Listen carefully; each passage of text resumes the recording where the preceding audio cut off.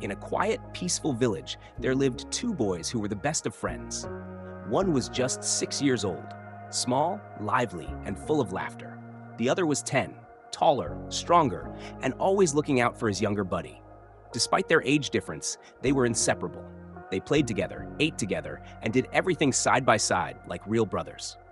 One sunny afternoon, with the golden light spilling across the fields, the two boys ran outside to play. They were playing tag, laughing and chasing each other through the tall grass. The older boy dashed ahead, calling back teasingly, "You'll never catch me!" The younger one shouted back with a grin, "Watch me try!" But in all the excitement, the older boy didn't see the danger ahead, a deep old well, hidden behind some thick bushes. Before he realized it, his foot slipped, and with a sudden scream, he fell straight into the well. "Help! I can't swim!" he shouted, thrashing in the cold water below. The younger boy skidded to a stop at the edge of the well, frozen in shock. His best friend was down there, struggling, gasping for air. There was no one else around. The village was far away. Who could help? Panic rose in his chest, but something caught his eye, a rusty bucket tied to a long rope lying near the well. Without wasting a second, he grabbed the rope and hurled the bucket down into the darkness. "Grab on!" he yelled with all his might. The older boy clung tightly to the bucket.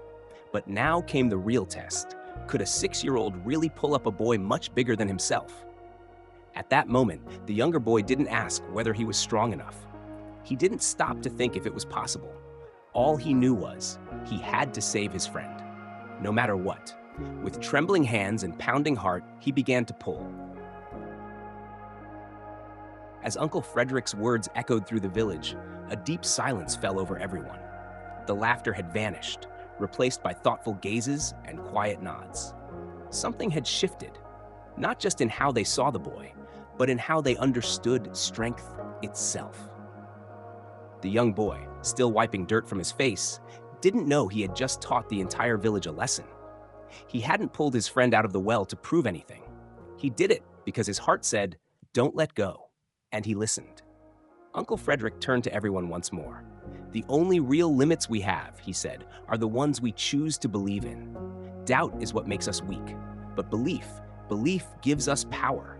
When no one tells you that you can't, that's when you discover that you can." People began to nod slowly. Mothers looked at their children with new eyes. Fathers stood quietly, thinking about all the times they had said, "You're too small," or "That's not possible." The older boy, now safe and standing proudly beside his friend, squeezed his hand and whispered, "Thank you." The younger boy simply smiled. From that day forward, the story of the brave 6-year-old spread throughout the village. But more than the story of the rescue, it was the message that stayed in everyone's heart. Believe in yourself, especially when no one else does. Because sometimes the greatest strength isn't about what your body can do. It's about what your heart refuses to give up on. And in the quiet moments, when doubt tries to speak louder than hope, remember the boy who didn't know he was too small to be strong. And so, he was strong enough. As the villagers stood in confused silence, Uncle Frederick stepped forward. His eyes were gentle but full of wisdom earned from years of watching and listening more than speaking. He looked around at the crowd, then back at the boys, and spoke in a voice that was calm yet commanding. "You all ask how a 6-year-old boy could possibly pull a 10-year-old out of a deep well," he said. "But that is not the right question." He paused, letting the silence settle again.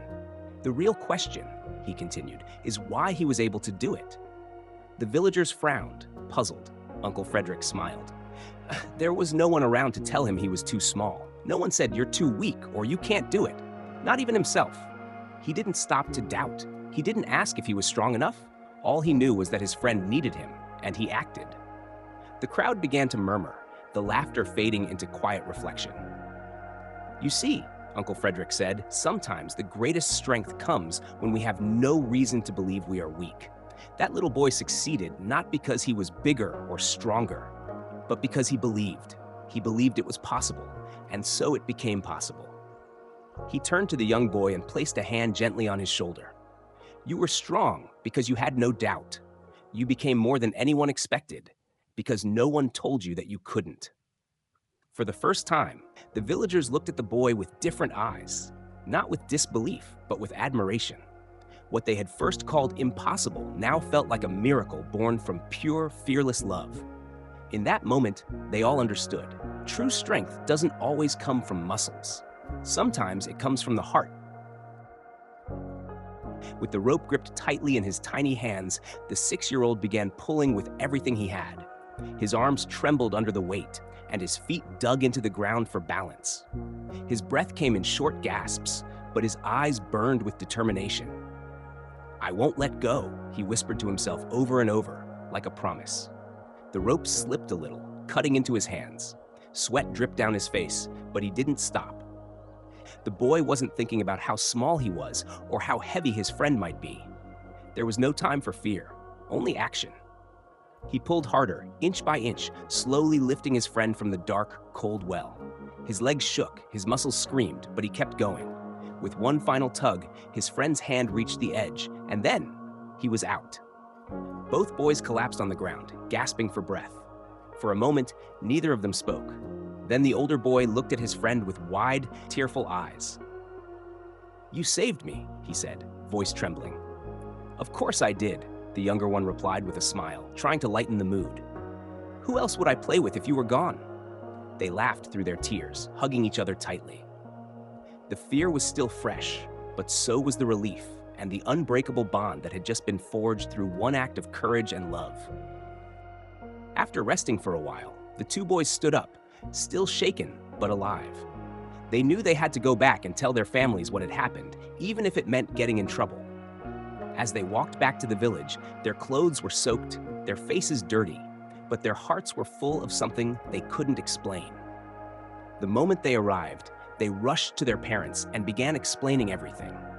The fall, the rescue, the struggle. Their voices were full of excitement and emotion. But instead of praise or concern, something unexpected happened. The villagers laughed. "A 6-year-old pulled a 10-year-old out of a deep well?" One man chuckled. "That's impossible. He can't even carry a full bucket of water," another woman said. "You two must be making up another one of your wild stories." The boys stared at them in disbelief. They had lived through something terrifying and powerful, yet no one believed them. Their joy turned into disappointment. Their courage was dismissed as a fantasy. Just when the crowd's laughter was dying down, one voice rose above the rest. "Enough," said a calm, steady voice. It was Uncle Frederick, the village elder, wise and kind, respected by all. He walked toward the boys and looked into their eyes, listening carefully to every word. Then he turned to the villagers and said something that made everyone fall silent. "The question is not how he did it," Uncle Frederick said. "The real question is why he was able to." Those words made everyone pause. A shift was about to happen. A deeper truth was waiting to be revealed.